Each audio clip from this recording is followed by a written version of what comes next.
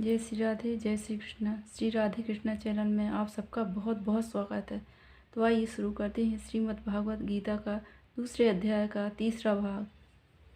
जो सर्वत्र स्नेह करता है, जो शुभ पदार्थ प्राप्त होने में हर्ष नहीं करता, अशुभ से अप्रसन्न नहीं होता, उसकी स्थिर बुद्धि जानना चाहिए। और कछुआ जैसे अपने अंगों को सिकोड़ लेता है, उसी तरह जो पुरुष अपनी इंद्रियों को विषयों से हटाता है, उसी की बुद्धि स्थिर जाननी चाहिए। निराहारी पुरुष को विषय घट जाते हैं, परंतु विषयों में उनकी चाह बनी रहती है। पर ब्रह्मा का अनुभव होने पर चाह भी घट जाती है। हे अर्जुन, मोक्ष में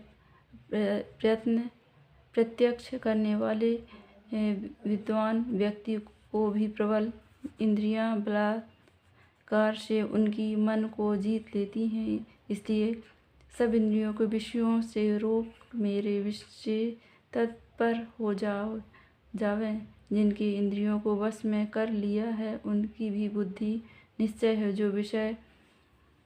जो विषयों में के ध्यान में रहता है, उसकी प्राप्ति हो जाती है। प्रीति होने से कामना होती है, इच्छा से पूर्ण होने से क्रोध की उत्पत्ति होती है, क्रोध से विवेक होता है, विवेक से स्मरण शक्ति नष्ट हो जाती है, स्मरण शक्ति से के नाश होने से बुद्धि क्षय होती है। जिसकी बुद्धि का नाश हुआ वह विनाश को प्राप्त होता है। जो पुरुष राग द्वेष से रहित हो इंद्रियों के विषय सुख का अनुभव करता है और अपने मन को वश में कर रखता है, वह शांति को प्राप्त होता है। शांति मिलने पर सब सुखों का नाश हो जाता है। प्रसन्न चित्त वाले की बुद्धि परंतु निश्चय होती है, बुद्धि तुरंत निश्चित होती है। जो पुरुष योग युक्त नहीं है,